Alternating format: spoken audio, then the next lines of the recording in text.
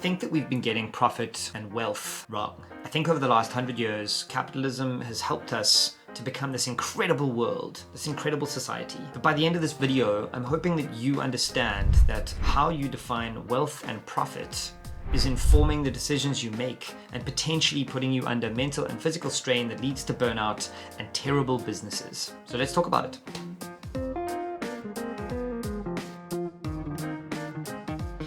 When you talk to entrepreneurs or business people about profits, your brain obviously goes to dollar signs. When you think about wealth, your brain goes back to those dollar signs. You think of castles, you think of cars, you think of big houses, you think of traveling, you think of flashy clothes, you think of all the things that come from money. But what if we've gotten that wrong? What if your definition of a wealthy and profitable life is limited by the advertising and the world around you? What if you stopped thinking about wealth and profit only along financial lines and you started refining those ideas to include things like free time, to include things like travel, to include happiness and rest and family and friends and playing with your dog and not working 12-hour days, 7 days a week because someone's boss's boss told you to do that because it makes them wealthier?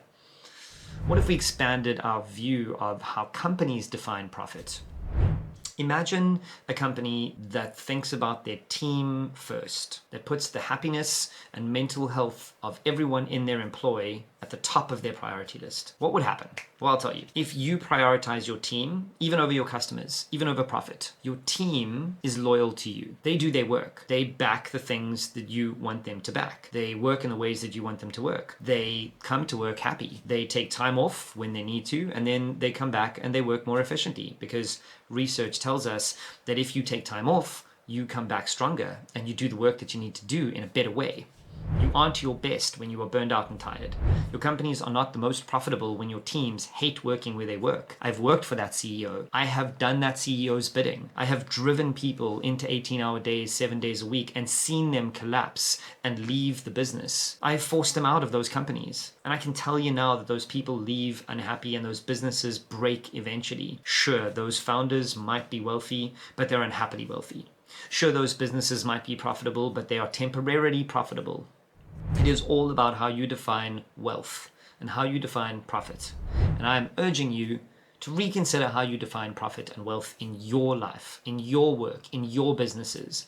Because over the next 50 years, it's the people who look after people, the people who look after their environment, the purpose-driven companies that are going to be the ones that make the biggest dent in the world. And you have to ask yourself, on which side of this line do you stand? The purely financial profit-driven, or the financially profit-driven that puts people first, puts mental health first, puts a whole well-rounded, wealthy life first? My name is Nick Harrodambis. I'm on a mission to help you build the kind of life you need to build the business that you want, and I can't wait to see what you put out into the world. But remember, it's up to you to do the work. And now let's do work that isn't only about financial profit.